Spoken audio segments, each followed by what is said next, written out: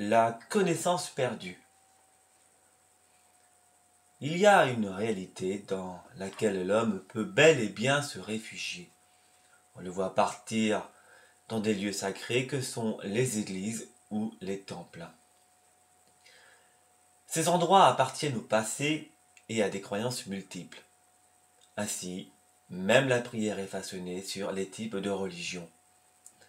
Il y a une contradiction entre le véritable temple qui est intérieur et celui dans lequel l'homme se recueille dans son conditionnement.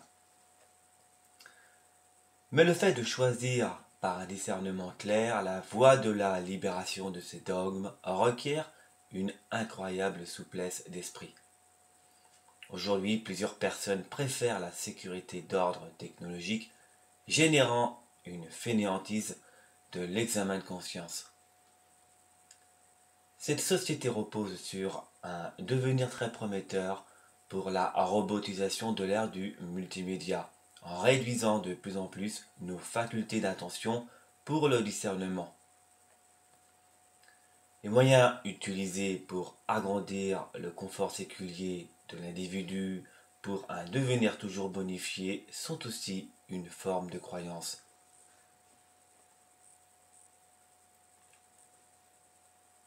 Mais ne croyez-vous pas que le moyen et la fin ne font qu'un? Observez comment chacun de nous se bat pour acheter la dernière nouveauté. Nous y mettons de l'espoir, mais nous rencontrons aussi du chagrin. Plus le plaisir est puissant et plus il est ardu de s'en défaire. Dans les transports en commun, nous y voyons des gens omnubilés par le portable, dernier cri, sans réelle attention sur l'environnement extérieur. Cela ressemble à un isolement supplémentaire. Ainsi l'esprit est constamment dans le bruit, et jamais silencieux. Pourtant, nous avons à comprendre le silence qui est l'impondérable par une réelle éducation de l'esprit.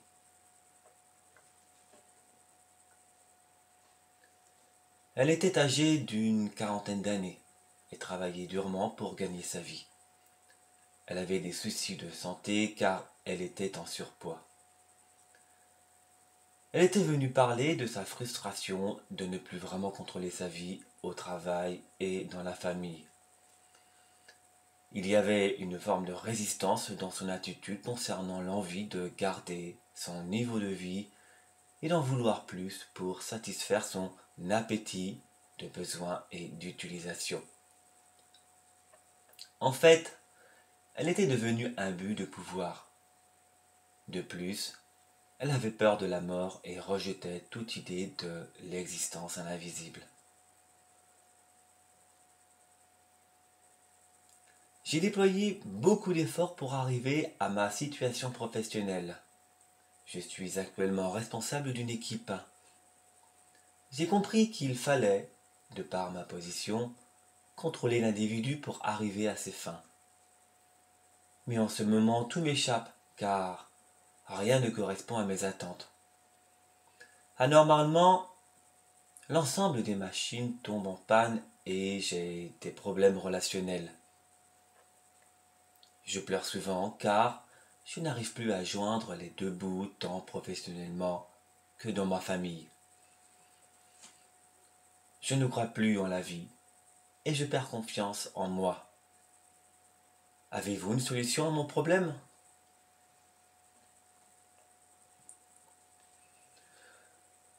Vous avez peur de la vie car vous avez peur de la mort. Vous recherchez la sécurité par la voie du contrôle. Ainsi, vous investissez beaucoup d'efforts qui sont les moyens pour arriver à vos fins. Vous rentrez rapidement en conflit avec ce qui est une négation et une contradiction au réel.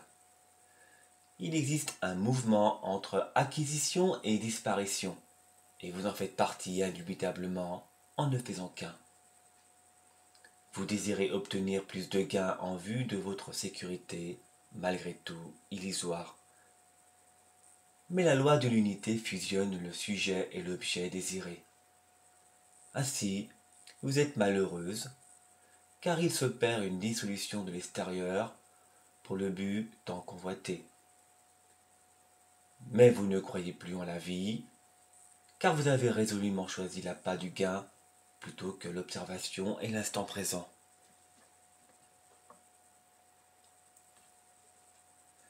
Mais il est très difficile en ce moment de me concentrer sur le moment présent, et je n'ai qu'une seule envie, c'est de gagner encore beaucoup plus. Je me lève le matin et je prévois beaucoup de choses entre ce qu'il faut faire et ne pas faire, mais dans l'ensemble, rien ne se réalise comme prévu.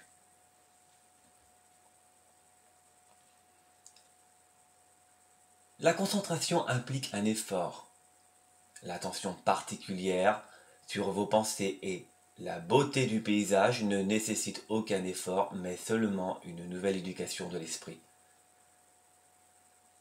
Mais ce nouveau fonctionnement fait peur, car c'est en définitive de la dissolution, de l'accumulation et du conditionnement. Il rompt totalement le contact indirect lié à la pensée pour établir une nouvelle connexion liée à l'invisible. Au début, il s'opère une transition à cause de la dissolution, puis après, arrive une intégration de nouvelles énergies dans le corps. Cette énergie est semblable à l'inspiration.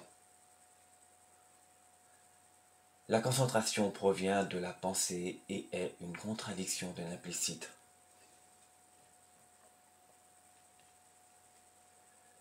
Évidemment, nous prévoyons sans cesse notre journée par des diverses tâches à effectuer, mais dès qu'il se passe un imprévu, nous n'arrivons pas à contenir notre colère. Très rapidement, la pensée se faufile pour créer le fait. L'acte est souvent accompagné par la pensée et devient par conséquent incomplet. Il est complet seulement lors d'une prise d'attention sur la pensée. C'est proprement dit l'acte de voir vraiment le mouvement de la pensée, la douleur et particulièrement l'inutilité. Comprenez que c'est un nouveau fonctionnement du cerveau car cette fois-ci, il regarde sa propre activité fondamentalement. Il assimile une nouvelle connaissance qui le libère peu à peu d'un hologramme. Cela demande un puisement d'une nouvelle source d'énergie plus lumineuse, directe, spontanée, immédiate et toujours vraie. En aucun cas, elle est puissante, mais totalement intense et saisissante.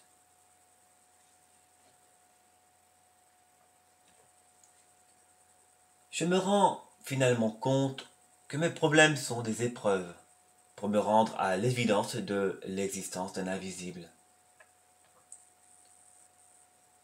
Je l'ai toujours nié. Et maintenant, je suis très ému de savoir que j'ai passé mon temps à résister à lui, mais aussi à ma propre nature.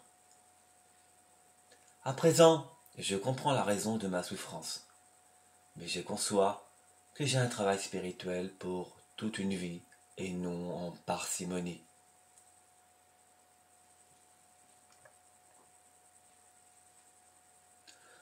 Nous marchons sur un fil de la vie. D'un côté, nous y trouvons la mort et de l'autre côté, la vie ordinaire. Dans un même esprit, nous rencontrons la dissolution et le désir d'acquisition. C'est le même mouvement qui est fondamental. L'intérêt de garder l'équilibre explique notre avancée spirituelle. Nous sommes souples par notre compréhension de la vie due à l'étude du fonctionnement de la vie. L'instant présent concerne justement ce fil conducteur et notre êtreté en dépend. Si vous tombez du fil, vous souffrez, mais si vous restez suspendu tel un véritable équilibriste, vous gagnez en vitalité et souplesse d'esprit. Nous sommes à une périphérie, ou à un contour de l'instant présent. Et jamais nous n'avons l'ouverture de son centre. Ainsi, cette périphérie ressemble plus à une croûte en mouvement indiquant sans cesse un contraire.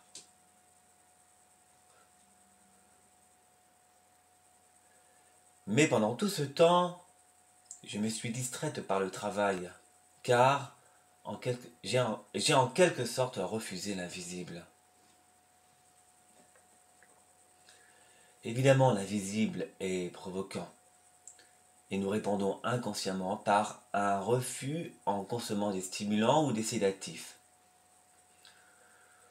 Nous ne sommes pas attentifs à la pensée qui intervient pour créer le fait. Ainsi, l'acte est entaché du souvenir et il y a une continuité du plaisir puis de la douleur. Tout ce mouvement de la pensée est invisible au sens humain et seule l'attention a le pouvoir créateur. Être véritablement créatif, c'est être silencieux et imperturbable parmi le tumulte. Le silence de l'esprit se gagne dans l'observation sans une possible intervention de la pensée, c'est-à-dire le censeur. Il faut aimer la solitude, car nous nous rencontrons vraiment dans le silence. Le contraire serait le choix de l'isolement par refus de la solitude en devenant une victime. Ainsi, nous échappons à notre paix intérieure par l'emploi de supports technologiques et médiatiques. Nous dormons vraisemblablement dans nos occupations car nous ne voulons plus voir vraiment ce qui est.